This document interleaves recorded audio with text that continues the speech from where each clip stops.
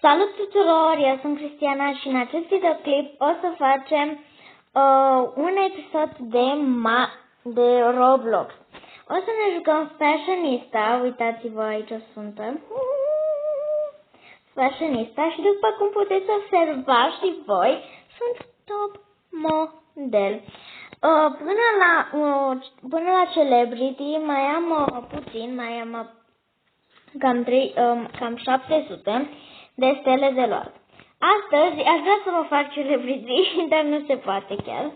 Dar și vreau să încerc să fac o serie cu Roblox, în care ne jucăm diferite jocuri interesante, hobby-uri, Fashion Famous, diferite lucruri super interesante. Ok, să începem. Imediat începem să ne pregătim, ca să zic așa. Ok. Deci ce șolduri am.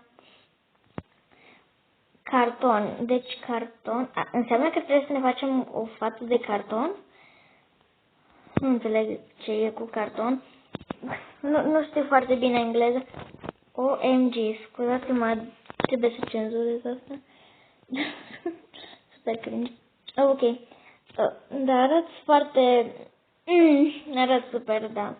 Bun, deci să ne facem o față de carton, se pare. Ce păr ar avea o față de carton? Cred că așa. Față de carton. Eu așa îmi fac. O față de carton ar avea un păr basically. De ce să-l las roche? Hai să ne luăm părul ăsta. Este bun.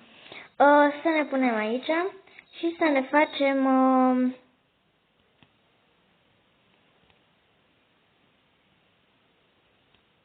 așa, e perfect. Bun. Acum să vedem o față drăguță.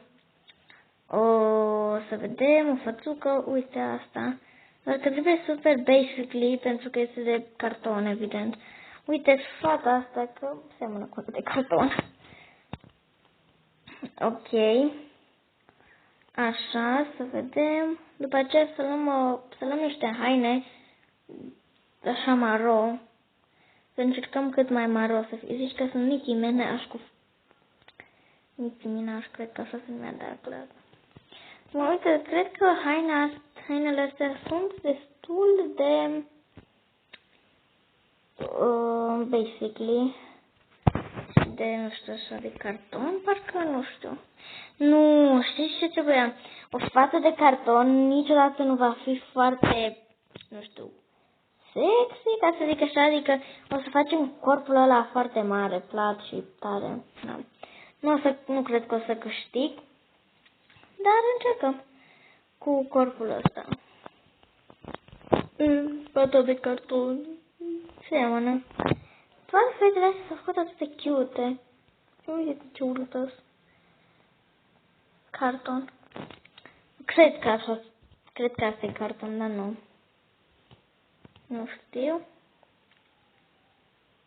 Să vedem. Să ne luăm și aripile astea să fie așa. E cute.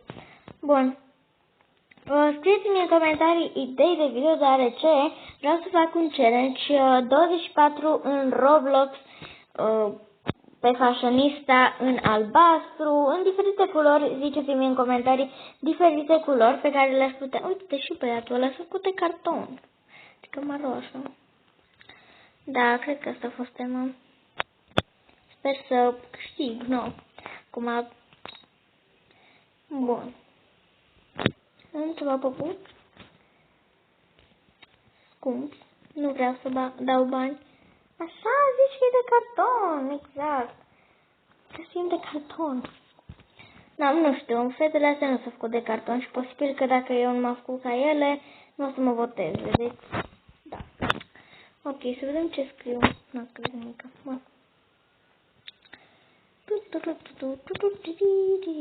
Nu vreau asta pe cap.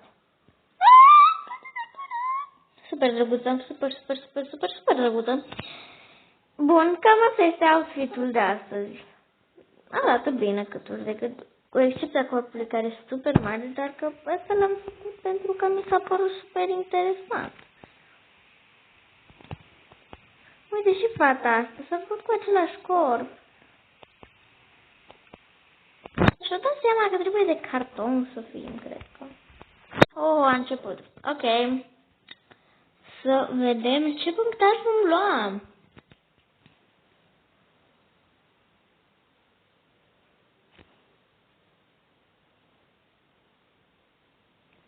Acesta este juriul fără față. This time to...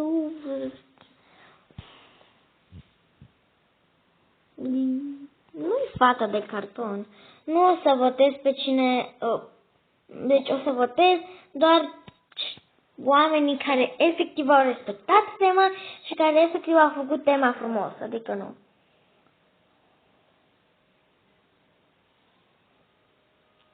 N-ai respectat tema, nu ești de carton. Bine, e posibil că nu știu dacă înseamnă chiar asta. Dar dacă înseamnă asta... Da. O să pun și eu o inimă când mă duc. Inimioară. Inimioară. Așa, ca să cuceresc. Bun, haide. E puțin plictisitor acum, dar vă zic că după ce vor, când o să fie, o să fie fain. Îmie. Ce Dumnezeu mie.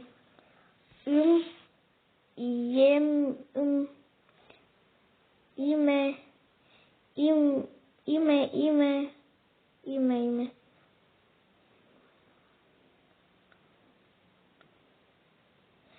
Da, a scris că am carton. Că e de carton.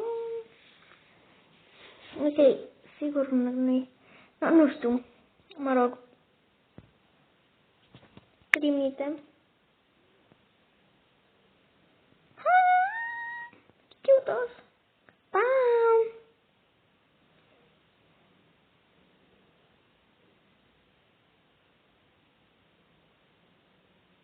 Nu înțeleg ce vorbesc fetele sau, mă rog, persoanele astea aici, efectiv nu le înțeleg. Nu, ești urâtă, du-te de aici. Bun. Efectiv nu au făcut față de carton, deci mă gândesc că nu se pune. Oh, ce costum are ăsta! Oh my god. Se termină odată, că mă plictisesc deja.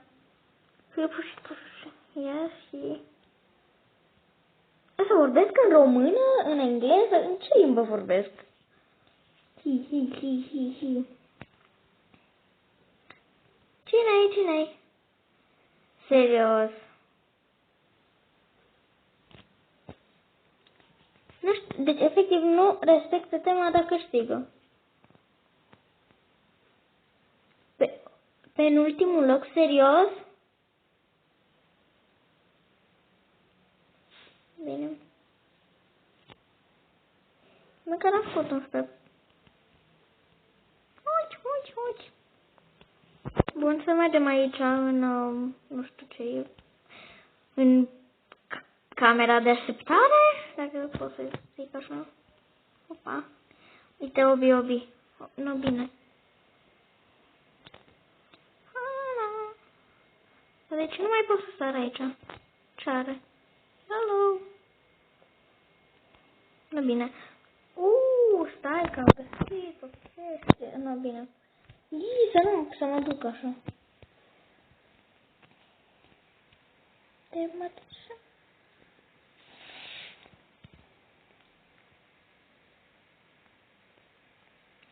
Bun. Like my shadows. Adică îmi place lucrul meu, cred că așa. Adică îmi place de mine.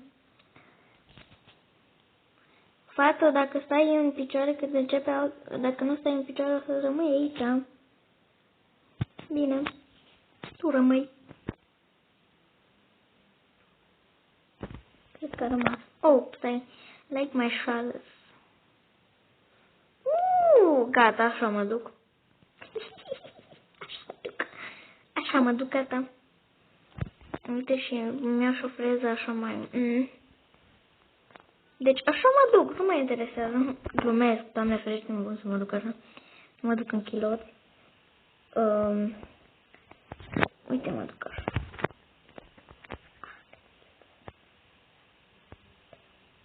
O să fac un păr...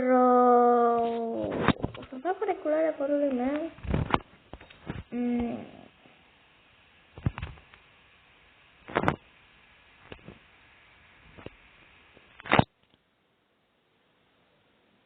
Uite, negru.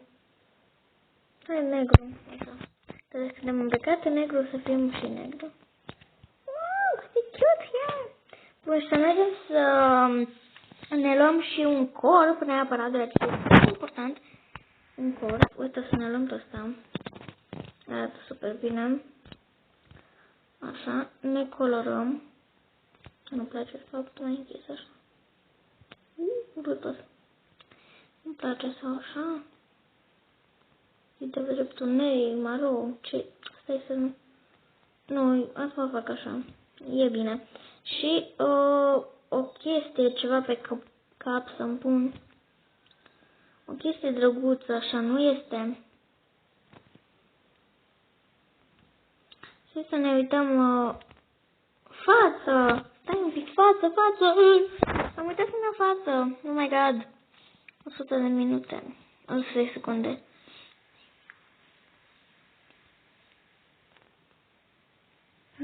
Ok. Nu știu ce ziceam. Ok. Ce față să ne luăm? Așa una faină. Asta. Nu-mi place. Nu-mi place. E prea așa dură, nu știu. Asta. Știți? Deci iubim negru, dar suntem drăguțe. Nu tot timpul când iubești negru, adică nu culoarea negru, că nu e culoare, nu tot timpul trebuie să fii și rea, adică poți să fii și super, super cute. Da, cu vața asta rămânem. Ok.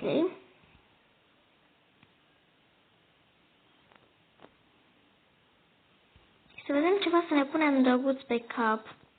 Ceva așa, cu o pată de culoare totuși, ca să intensificăm, să... Uite asta. Oh, cât de drăguță este! Oh, ce cute-ui! Parcă e prea așa, nu știu. Nu se potrivește neapărat cu o ținută ei. Trebuie ceva, o pată de culoare, dar că să se și potrivească, știi?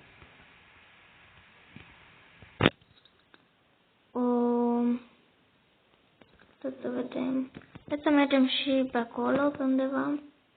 Poate mai găsim ceva mai interesant.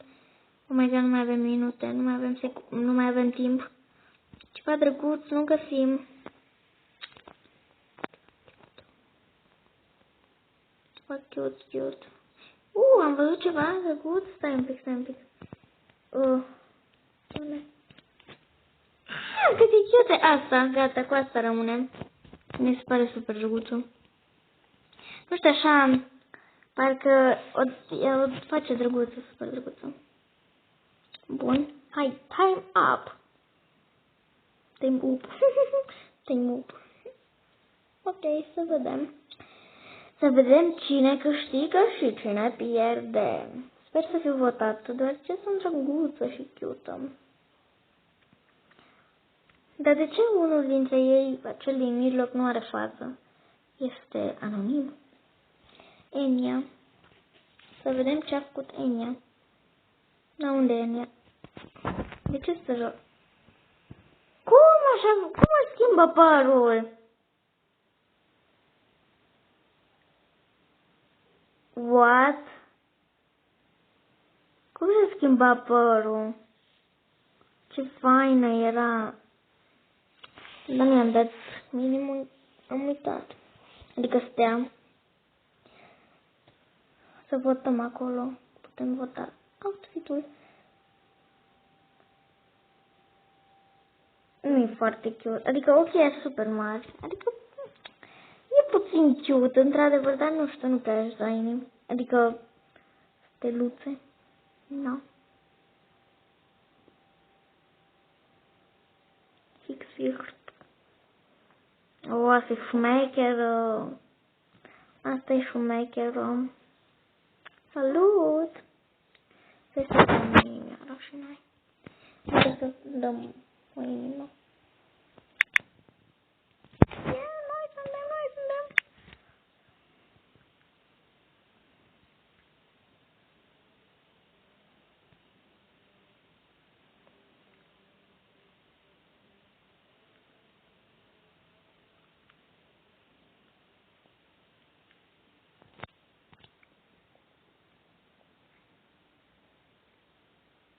Eu nu știu dacă fata aia Dodo... Cum schimbă fetele astea părul? Nu știu dacă Dodo aia vorbește cu mine sau cu fetele cealaltă, deoarece evident că totdeauna când am scris eu ceva, scris și ea tot timpul. Deci posibil să scrie pentru mine? De ce? Uite cum schimbă aia părul așa. Fine. Ce târâc.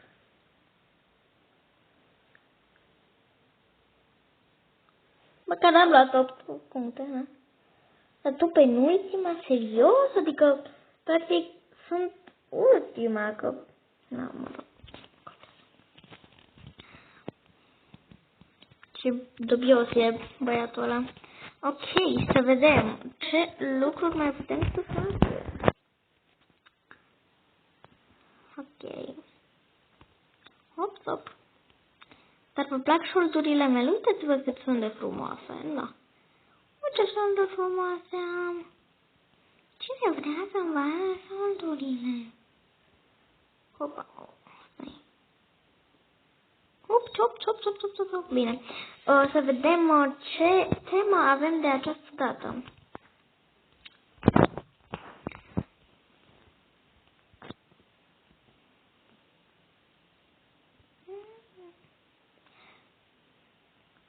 Deci să fim naturală, fără filtre. Adică să fim 100% naturale. Ok, o să fiu cât se poate de naturală. It's you. Bun, deci o să fim naturale. Cum aș fi eu dacă aș fi... Bine, eu sunt... Cum aș fi eu dacă aș fi natural? Cred că nu contează îmbrăcămintea, contează fața. Să ne luăm super naturală, deoarece cam asta e tema. Fi naturală și cu o față super naturală, ești naturală. Bun, să mergem să ne luăm o freză. O freză mai naturală. Ce freză avem așa, mai simplă, basically. Așa ceva mic, puțin. De ce fata aia și-a luat exact ca mine? Așa ceva basically. Sincer m-aș lua pe asta. Da, nu prea-mi place. Nu. Nu știu, așa ceva basically, ușor, nu știu, micut, așa. Dar știți ceva? Nu prea-mi place asta că am văzut-o cu Avea și fata aia altă. Și parcă nu prea-mi place. Asta. Fain asta sau altceva. Găsim noi alta. Uite, cu asta are și păr. Asta e destul de basically. Da. Deci fără filtre, ceea ce înseamnă că și pe cadre să ne punem ceva fără cu o roniță super cute, care să nu fie așa, să nu existe filtru cu ea. O ceva cute. Bun, o să vedem. Să fim și să fim și natură, să fim și naturală, dar să fim și cute. Uite, eu zic că părul ăsta, să vedeți, părul ăsta nu arată filtre. Asta este bun. O să-mi pun negru, maro, blond, maro așa. Fain. Bun. Seamănă cu mine, sinceră să fiu. Puțin, așa. Să vedem o cordeluță super cute, n-avem. Hai să ne uităm întâi la față. Deci ceva fără filtre, înseamnă nemachiată neapărat, adică să fim naturală. O față cute. Uite, aș putea lua o față din asta aici.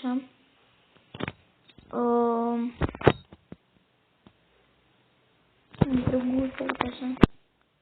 Ce drăguțe, dar nu prea vreau. Una totuși machiată, dar naturală în același timp. Asta e drăguță, parcă. Uite și asta e drăguță, dar asta parcă arată filtru, că n-ai ochii curcubeu. Dacă ești naturală. Da, uite asta, ca să semene cu mine. Adică ochi căpluși și șatene. Da. E bună. Nu că... Da, așa. E bine. 52 de secunde și nu mi-am luat nimica pe cap. Ceva basically drăguț. Nu mi-am luat. Ceva basically micuț, drăguț, cute. Uite asta. Așa. Și o cordeluță cu urechiușe și atunci ne luăm pe...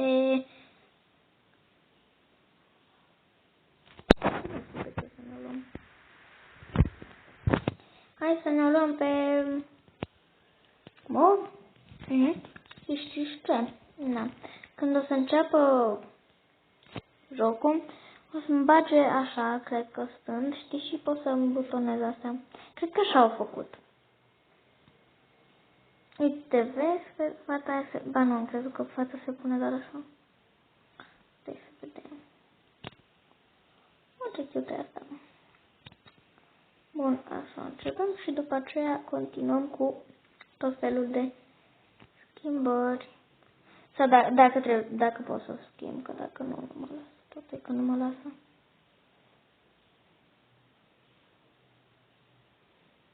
Dacă nu pot efectiv să schimb, nu știu cum aș putea face. Dar na. Bombocola. Bombocola. Cute, dar pare că e filtru, nu. Dar v-am zis că ochii apare filtru, nu se poate. După părerea mea m-a făcut super fără filtru. Trebuie să fie efectiv super naturală. Da, dar e aceeași față. Nu e foarte naturală fața, că n-ai ochii curcubeu. Adică poți să-ți pui lentile de contact, dar atunci nu mai ești naturală, că... Na, și atunci știi, că nu. Eu am făcut așa, serios, în ziua de zi cu zi, și nu ești naturală. Păi eu zis că no filtră. Asta nu înseamnă că ai filtru, asta înseamnă că nu ai filtru. Înseamnă că ești naturală, practic, nu? Nu. Mă rog. După părerea mea, eu m-am făcut foarte naturală. Acum nu. Spuneți-mi și voi în comentarii dacă m-am făcut destul de naturală. Și ziceți-mi cum ar fi trebuit să mă fac, să supun.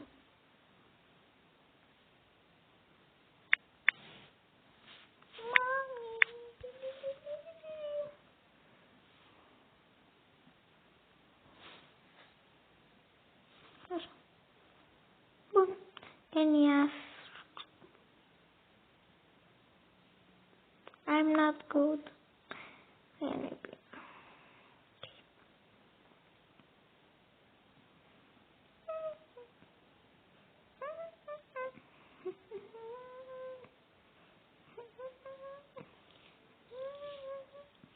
Bine, acum nu am ce să zic, că aștept să vină. Nu. Știți cine? Dar de ce? Cum poate să schimbe frezele așa?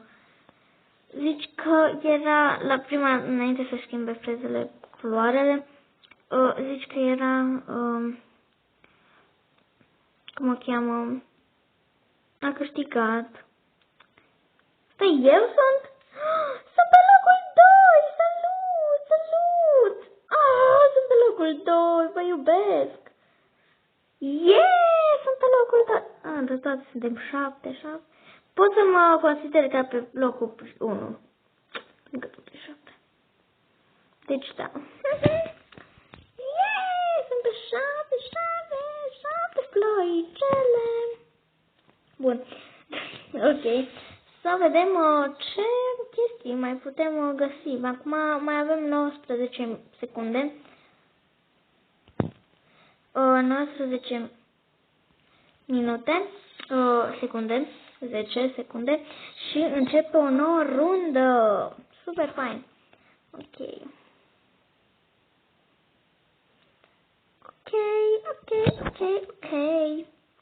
New game, a new game, a new.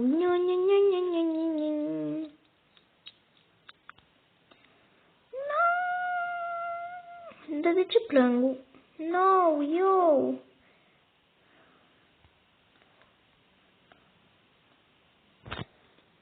Dar stai că nu le înțeleg. De ce plâng?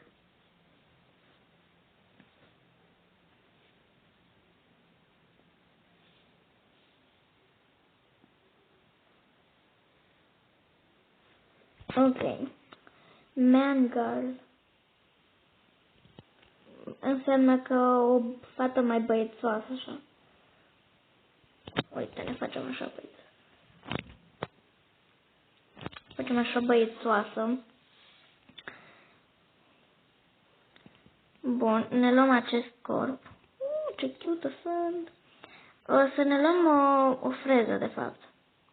Am vrut să ne iau întâi. Uite, freza asta e super. Așa, nu? Sau ceva scurt, așa, de băiat, ca un fel de băiat. Oh. Stai să-mi dau. Ceva... Nu, știți ce? Mă duc aici la vezi, că au păr scurt. Ce-mi pot să-mi iau și un păr scurt. Ca și... o fată cu păr scurt. Pentru că, nu. Nu, doamne, oribilitatea asta. Uite, cam... asta. Nu-mi place. E oribilă. Aici, uite-te, sunt ceva frizuri interesante. Așa, o fată băiat, ca să zic așa. Uite, mi le pot colora asta. Mi le pot colora? Bine. E o fată băiețoasă, așa. Și atunci mă gândesc că nu păr așa băiețos. Na. Vedem o mutră, o față băiețoasă. Uite, mi-aș lua fața asta, că totuși se duc ca față, dar nu sunt machiată. Ca să se înțeleagă. Știți? Adică, eu sunt fată, dar nu sunt așa de mult machiată și în acest machiaj chiar nu sunt machiată foarte mult. Deci, nu. Uite, o să ne luăm și căștile astea de... Yeah. Bun. Arată bine. Dar de ce s-a făcut atât de cute și eu doar aici băiat? Mă rog, dar sunt așa cute, doar că sunt așa mai pe... Da. Bun, să vedem niște aripi negre sau ceva de genul. Niște aripi așa mai închei. Ce-am găsit noi? Ce-am găsit noi? Hai, nu. Cum să-mi iau coroana din aia? Uite, mare.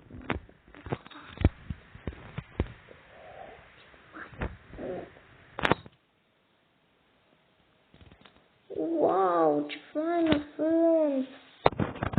Chiar că sunt o fată băiețoasă, după părerea mea. Și știți ce? O să-mi iau un corp așa mai... Nu știu dacă vreau chiar asta, așa micuță. Așa mai duliu, nu știu. Nu, e oribil. Mă gândeam așa ceva mai... Dar nu, că ăsta e cute. Bine, cu excepția părului care nu prea îmi place, sincer o să fiu, pentru că mai am 45 de secunde și nu știu cât timp mai am să fiu băiețoasă destul. Așa. Citesc acolo, poate părul ăsta roșu. Nu, stai că nu. Ce contează? Sunt o foarte frumoasă. Asta vorbesc în altă limbă, nu, singurul nu în românește. Eu socială. Roșu parcă nu știu, așa, parcă arată un pic mai băiețește. Așa nu știu, parcă așa, așa, nu știu, îmi place mie. Uite. arată super bine, după părerea mea. Sunt o fată băiețoasă. Ok. Să vedem rezultatele. Ok. Citește aici, you are good. Good. No, I'm not good. Ok, patch. Bine. Să vedem rezultatele. I'm noob. Hello. Să le pun o din asta paianjen.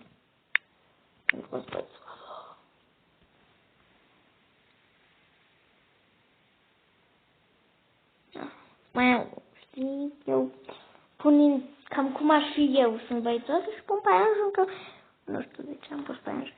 Că un paianjen le place la băieți. Unde e fata? Nu. N-am văzut-o. Enia.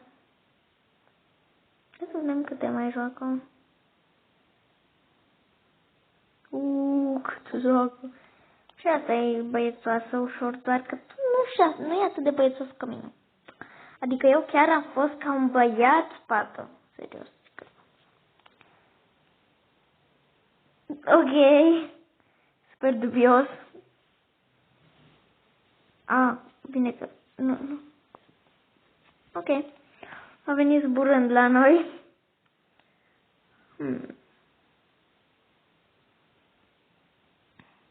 Să scriem și noi un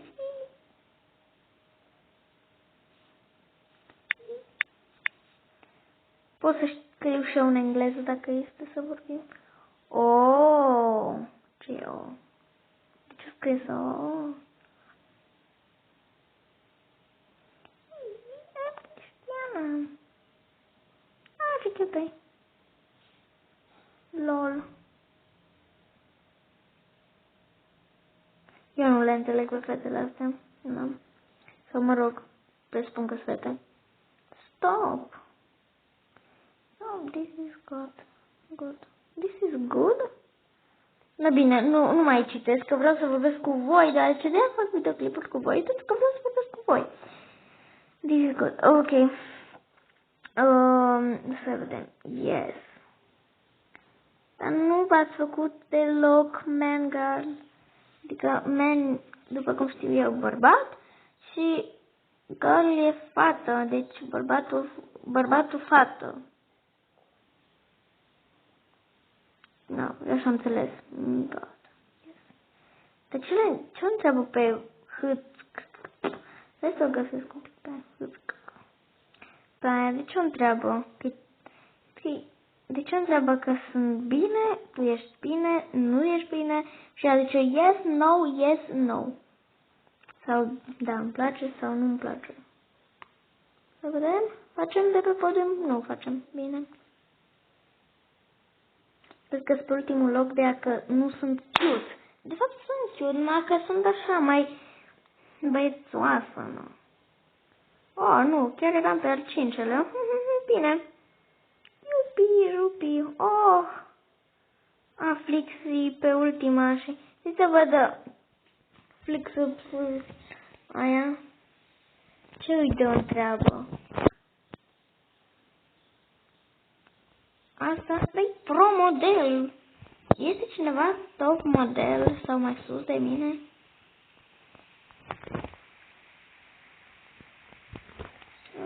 Ok. Hai că mai jucăm o tură. Să văd de cât timp filmăm. Uleu, de jumătate de oră, da. Bine, cred că închidem videoul ăsta aici, deoarece chiar a ținut super mult. Ei bine, cam asta a fost videoul de astăzi. Vă rog frumos, abonați-vă dacă sunteți noi, comentați ce mai vreți să vedeți pe acest canal de YouTube și noi ne vedem în episodul următor. V-am pupat! Tot un pic vreau să fac un dans. Cancel. Vreau să fac un dans. Unde? Dans. V-am pupat! Pa!